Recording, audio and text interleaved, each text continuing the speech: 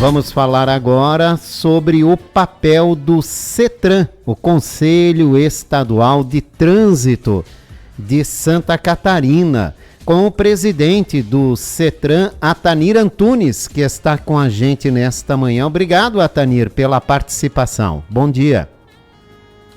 Bom dia, é um prazer muito grande estar com vocês aí. Atanir, vamos começar falando o que é o CETRAN, o Conselho Estadual de Trânsito de Santa Catarina. O Conselho Estadual de Trânsito de Santa Catarina. O Conselho Estadual de Trânsito de Santa Catarina é um órgão colegiado, é um órgão normativo e é o órgão coordenador do sistema de trânsito em Santa Catarina.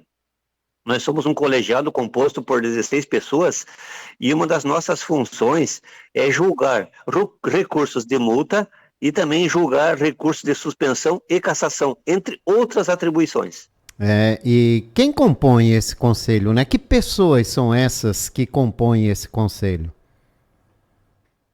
O colegiado é composto por 17 membros, onde eu sou o presidente do conselho, e temos 16 instituições, sendo a metade de governo e a outra metade da sociedade. De governo, por exemplo, nós temos a Polícia Rodoviária Federal, nós temos a Polícia Militar, nós temos o DETRAN, temos 3 prefeituras aí que são as maiores do estado, Joinville, Blumenau e Florianópolis, e temos também a Secretaria de Infraestrutura do estado. Esses compõem os órgãos que representam os governos, municipal, estadual e federal. Daí, representando a sociedade, nós temos a medicina, a psicologia, nós temos 3 pessoas com um notório saber e temos também pessoas do meio ambiente e representantes de sindicatos de entidades de trânsito, tipo, são autoescolas. Que também compõe aí esse conselho, que é muito importante, né? Agora, em que casos o conselho pode ser acionado? O conselho ele é acionado, aqui nós somos mais conhecidos como o último órgão, ou a última instância julgadora de recursos, mas as nossas atribuições elas vão além disso, embora esse julgamento de recursos nos tome um tempo muito grande, mas eu procuro fazer o trabalho que está no Código de Trânsito Brasileiro, que é trabalhar a redução de mortes e sinistros de trânsito em nosso estado, que hoje está aí com altos índices de mortalidade e também de sinistros. Então, eu entendo que a nossa principal preocupação é trabalhar esse programa que visa preservar vidas. Que é o mais importante, né? Mas nessa questão de recursos, Antunes, qual é a média, por exemplo, né, de recursos que chegam para vocês mensalmente? Bom, nós julgamos aqui, cada conselheiro julga por mês 100 processos. 100 processos é bastante, porque eles pegam os processos, levam para casa, preparam, daí semanalmente nós temos a reunião do CETRAN, que é das 7 ao meio-dia nas terças-feiras, e nós julgamos em média aqui no conselho por mês em torno de 2.000 processos, então é um número bem elevado. E ao mesmo tempo que nós julgamos, é mais ou menos a mesma quantidade de processos que entra também, que ficam na fila aguardando aí os julgamentos. É trabalho que não acaba mais, né, Antunes? Nesse sentido, né? Sim, mas nós somos um colegiado específico, né, um colegiado técnico, pessoas com notório conhecimento na área de trânsito, e o objetivo do conselho é justamente corrigir o que já vem das instâncias inferiores, porque a pessoa tem 3 chances de recurso, a terceira chance é aqui, mas antes de chegar aqui o processo, ela teve 2 oportunidades lá no órgão que impôs a penalidade. Então, muitas vezes nós corrigimos o que não foi julgado corretamente nas instâncias inferiores, ou mantemos, é claro que na maior parte das vezes nós mantemos as decisões, e o nosso trabalho aqui é justamente trabalhar sério, trabalhar corretamente, para que não aconteça a impunidade de infratores que, por alguma razão ou por outra, cometeram infrações e acabaram, então, sendo penalizados por quem lhe impôs essa autuação de trânsito. E como as pessoas chegam até o CETRAN quando tem essa possibilidade, né, de buscar esse recurso? Desculpa, meu amigo, não entendi a pergunta. Como é que se acessa o CETRAN para buscar esse recurso? Nós temos o site do CETRAN, www.cetran.sc.gov.br. Ali nós temos todas as informações. Eu esqueci de falar também, um dos nossos trabalhos é responder consultas dos órgãos de trânsito aí do estado de Santa Catarina. Nós emitimos pareceres sobre qualquer assunto que nos seja provocado. Nós fazemos resoluções aqui também, porque nós somos um órgão normativo dentro do estado. E ali nós damos várias orientações sobre como recorrer, o prazo para recorrer, embora isso tudo já venha na cartinha que a pessoa recebe na sua residência, dizendo aonde que ela deve protocolar o recurso. Pode ser pelo portal do governo, portal do Detran, portal Gov, né? Ou ela pode vir protocolar diretamente aqui no conselho, ou então ainda por via correio. Então, nós damos todas as dicas para que a pessoa ali possa exercer o seu direito do contraditório e da ampla defesa. O senhor esteve recentemente em Brasília, discutindo legislação de trânsito, né? Como é que foi esse compromisso lá na capital federal? Nós passamos ontem o dia todo em reunião lá na nossa capital federal. Eu participo da Câmara Temática do Penatrans, que é o plano que eu te falei, Plano Nacional para a Redução de Mortes e Lesões no Trânsito. Então, o meu trabalho aqui no estado é acompanhar o trabalho de todas as prefeituras, das polícias, e ver o que está sendo feito na questão de campanhas educativas e também na área de fiscalização, na área de engenharia, de sinalização, para que se tomem providências para que nós diminuamos cada vez mais o número de mortes e sinistros, mortes e lesões aqui no estado.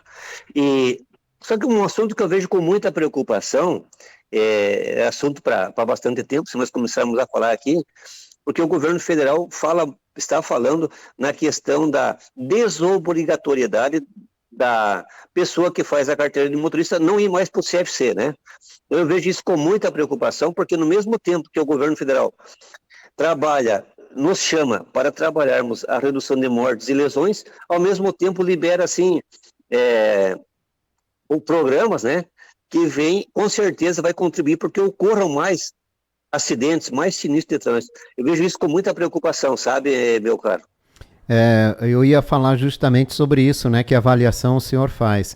Agora, se der para a gente fazer uma avaliação geral, né, por que temos tantas mortes no trânsito no Brasil afora, aqui no nosso estado não é diferente, na nossa região muito menos, né? Isso estaria ligado, na visão do senhor também, com uma má formação de condutores? Não, eu acredito pelo contrário. Eu acho que nós temos que trabalhar.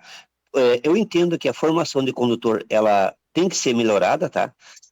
Porque já faz um bom tempo que é o mesmo sistema, ela tem que ser melhorada, mas as autoescolas é o único processo de educação para o trânsito, obrigatório. Porque hoje as pessoas elas vão para um CFC, elas aprendem corretamente como fazer, elas têm ali 45 aulas teóricas, mais 20 aulas de carro, mais 20 aulas de moto, elas aprendem corretamente, nenhum CFC ensina errado. Então, se as pessoas hoje que passam por um CFC já estão agindo dessa forma aí no trânsito, imagine se você liberar para que o condutor aprenda sozinho ou aprenda até, às vezes, com um condutor infrator, ou seja, como é que vai ser a formação desse aluno. Então, eu vejo com muita preocupação essa questão das autoescolas, e você me perguntou aí, o que tem que ser melhorado, né? Aonde que está o problema? Por que acontecem tantas mortes? Acontecem tantas mortes porque as pessoas hoje elas estão vivendo muito apressadas. Elas vivem muito em razão das correrias do dia a dia, em razão dessa correria, eles esquecem de obedecer às regras de trânsito. E é isso que as autoescolas, que eu penso que exercem um papel fundamental na formação do condutor. Eu penso que até, além não só da formação na autoescola, as pessoas tinham que voltar, sei lá, a cada 5 anos, para uma autoescola, para fazer uma reciclagem, para que ela repense o seu comportamento no trânsito, se a maneira como ela está agindo está sendo da mesma forma que ela aprendeu no centro de formação, sabe? Entendo. Bom, nos últimos anos, as cidades ganharam mais uma dor de cabeça com a questão de trânsito, que é o convívio com ciclomotores e autopropelidos. Na opinião do senhor, como as cidades devem tratar esses modais de transporte e garantir segurança, né? Já que esses modais estão nas calçadas, nas ruas, se misturando, convivendo com o trânsito do dia a dia no perímetro urbano? Pois é, isso é muito preocupante. O que eu vou falar aqui posso até estar não falando o que os vendedores querem ouvir, os fabricantes querem ouvir, mas eu penso que quando você pensa, né, quando essas pessoas imaginam em somente visar o lucro, vender esses equipamentos, esses objetos, porque não são veículos, e esquecem da segurança viária, isso é muito preocupante. Infelizmente, a resolução do CONTRAN veio somente a classificar os veículos, mas não veio estabelecer idades para que essas crianças e adolescentes e jovens utilizem. As normas de circulação e conduta para eles também eu penso que devem ser melhorados.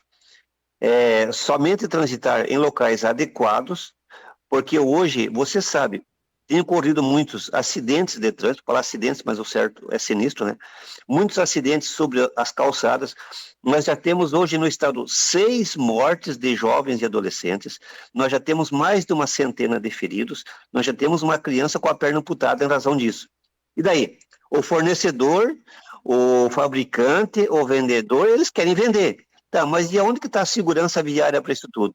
Então, o pai ou o responsável que compra um equipamento desse e entrega na mão do filho, ele tem que pensar que ele está empurrando o filho para a morte. Ele tem que ter consciência que esses veículos são muito perigosos. E eu até vou convidar para quem está escutando o nosso programa da Rádio Itabeirá, até obrigado pela audiência, que acessem o meu Instagram, @AtanirAntunes, que ali eu vou fazer uma explicação. Para você ter uma ideia, meu caro, eu tive em Joinville na semana passada, desbloqueamos ali um autopropelido, ele atingiu 90 km por hora quando estava com o pé suspenso ali no autopropelido, e eu peguei esse autopropelido e passei com ele num radar, ou seja, é o teste mais fidedigno que pode existir. Sim. Eu passei com esse autopropelido num radar e ele alcançou a velocidade de 55 km por hora. Já não é nem mais um ciclomotor, ele já passa a ser classificado como uma motoneta. Então vejam o perigo que nós estamos submetendo à nossa juventude, às nossas crianças, quando entregamos esses veículos para eles e fazemos de conta que está tudo bem. E não está tudo bem. Muitas mortes ainda poderão ocorrer, muitas mortes, né, podem ser evitadas se nós tomarmos providências mais enérgicas, mas temos que fazer um trabalho muito sério com as prefeituras, com as polícias, com as guardas, porque do jeito que está, é uma mortalidade, um alto índice de mortalidade que nós não estamos contentes de ver o que está acontecendo. Antunes, mas também tem a culpa aí do legislador, né, do administrador municipal. Eu vou dar o exemplo aqui de Blumenau, não sei se você concorda comigo. Aqui criaram uma concessão, por exemplo, para o uso de patinetes, mas em nenhum momento essa concessão obriga a empresa a educar quem vai usar esse equipamento e quem já está utilizando o trânsito para conviver com esse equipamento. Isso também não é uma falha do administrador público? Veja só, sobre trânsito e transportes, somente a União cabe legislar. Eu já falei nas reuniões lá na Senatran, com a direção lá da Senatran, que é a Secretaria Nacional de Trânsito, eu disse que enquanto a União, que cabe a ela legislar, enquanto a União não tomar uma providência enérgica e fazer uma resolução, uma normativa que fale sobre as regras gerais e para o uso do autopropelido, os municípios acabam por criar legislação. Vários municípios do nosso estado estão criando leis, que ao meu ver, essas leis são inconstitucionais, porque o município não pode criar leis. Mas, quando eu vejo leis que estão surtindo efeito e que estão diminuindo acidentes, eu tenho que concordar com os municípios, porque se a União está inerte e o município está tentando fazer alguma coisa, que legal, vocês estão obtendo bons resultados, que legal. Só que tem que ver, eu acho que tinha que arrolar também os fabricantes, os vendedores, os comerciantes, para que juntos façamos campanhas educativas e alerta a população sobre o uso desses tipos de objetos e equipamentos. Pois é isso que eu falei. Antunes, muito obrigado pela tua participação. Quando possível, se estiver em Blumenau, por favor, venha fazer uma visita aqui à Rádio Itaberá para a gente falar mais sobre esse assunto tão importante que é a educação no trânsito, direção defensiva, né? E principalmente o respeito às regras de trânsito. Eu me comprometo, meu caro amigo, de ir nos próximos dias aí na Rádio Itaberá, porque a função do Conselho é justamente alertar a população sobre trânsito, sobre regras de trânsito, regras de circulação e conduta. E a minha mensagem final que eu digo para você, meu querido rádio ouvinte que está nos ouvindo, a campanha das educativas de trânsito desse ano é desacelere seu bem maior a vida. Então, você que está nos ouvindo, desacelere na sua vida, desacelere na sua correria, porque assim você vai conseguir viver no trânsito mais consciente, mais sensato, mais cauteloso, e nós vamos ter números com certeza bem melhores aí na mortalidade e no número de feridos. Obrigado, agradeço o espaço e tenha um bom dia. Bom dia para você também, Atanir Antunes, presidente do CETRAN, o Conselho Estadual de Trânsito de Santa Catarina.